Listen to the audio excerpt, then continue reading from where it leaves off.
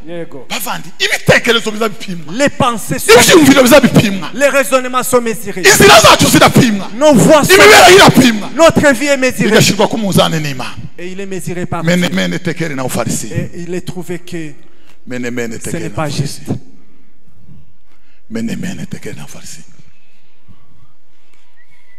Falume Berishaza alimwasi Mungu sababu ya uovu.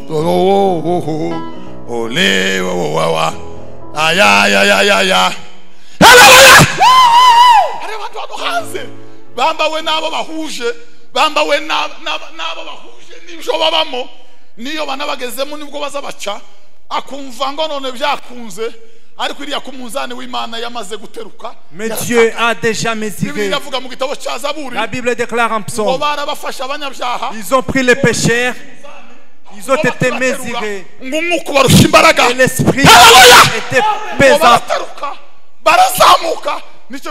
C'est pourquoi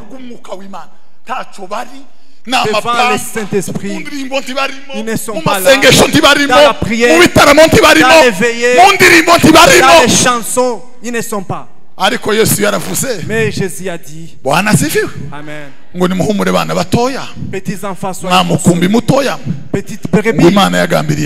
Jésus a souhaité vous donner le royaume. L'objectif de la vie est en Dieu. La vie des herbes est cachée dans les sols.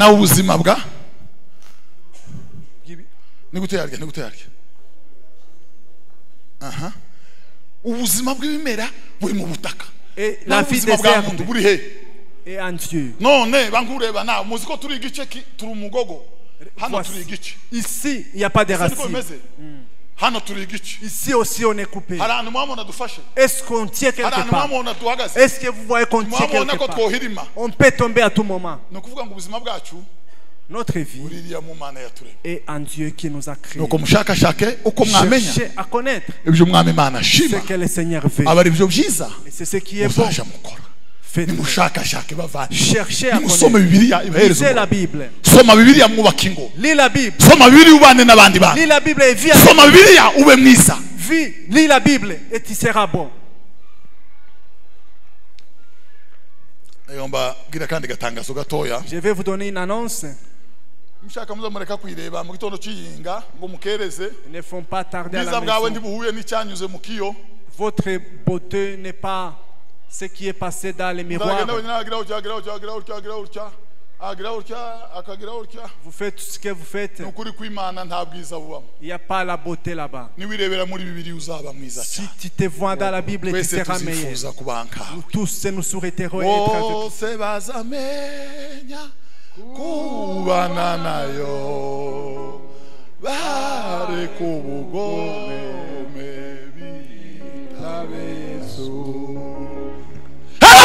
Alléluia.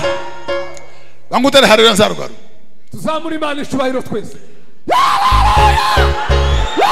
Tunganira Imana tuzi umutima uje ukora byose wihutiraho jya umvira umwuka w'urukundo asonuzagira lubona Yesu. Alléluia. Ninde muntu muri twashira ukuboko hejuru? Qui est parmi nous? Urakora ikibi muri we hatabanje kuzijwi rimubwira ngo qui a fait le péché avant que sa voix intérieure l'interpelle. Ninde muri twebwe urabesha muri we atumvisa akajwi kamubwira ngo ariko gatege warekera? Qui a déjà menti avant qu'il n'écoute sa voix intérieure qui l'interpelle? Qui n'a jamais délibéré les pour et les contre? Si vous ne savez pas les juger, c'est la voix intérieure. La mort de l'homme, c'est refuser d'écouter la voix intérieure. Lis la Bible. Il va t'orienter. Lis la Bible, il va t'orienter. Il te dira ce qui est à dire. C'est avec qui passer la journée. C'est avec qui marcher. Amen. abayoborwa n'umwuka w'Imana. Ceux qui sont conduits par l'Esprit. hariho koridoro yitwa Gakiza yanditse mu gitabo cy'umugenzi, ariko no muri Yesaya iranditse. Ni ukuvuga ngo hano Gakiza, hano hari inkike, hano hari inkike, iruhande rw'inkike ngo hariyo barabagirana baza bagenda baririmba ishimwe. Abayoborwa n'umwuka nibo bana b'Imana. Abona bari muri koridoro wabumushenze haruguru. Hano hari inkike, hano hari inkike, hejuru y'inkike hari amakorari y'abamarayika ngo bazagende baririmbira barya bagenzi bari muri iyi nzira. Abo ndi bazabiyobora namba, bazabayoborwa n'umwuka w'Imana. Abayoborwa n'umwuka. Dawudi yageze muri ako kayira mwari. Dawudi yakagezemo ngo aravuga ngo mwami Imana, il a dit Seigneur, ngukebukisha amaso yanje, écarte mes yeux, ngo ne kurora kubitagira umumaro, que je ne vois pas les choses inutiles. Yobu ngo aravuga, Job a dit, ngo nasezeranye n'amaso yanje, j'ai promis à mes yeux, ngo none nabashante kwifuza umukobwa. Puis-je souhaiter une nasezeranye n'amaso yanje, none se nabashante kwifuza uburabyo bureze. Ayayayaya, ngwino usorome, reka wasiwe ndakomeje mu ruge. Haleluya. Hano hirya niho hari abajama n'abavuayo. C'est là où il y a les diamants qui t'appellent. Abandi bameze gutya, mon amour, mon ami, ils sont là qui t'appellent. No one like you. Ah, Bwana sifiwe. Amen. Ariko bakiranutsi, mais les justes, ngo dutumbira Yesu wenyine, on observe, ngo niwe banze ryo kwizerwa kandi ni uzagusoza kose. Ngo haleluya. Amen.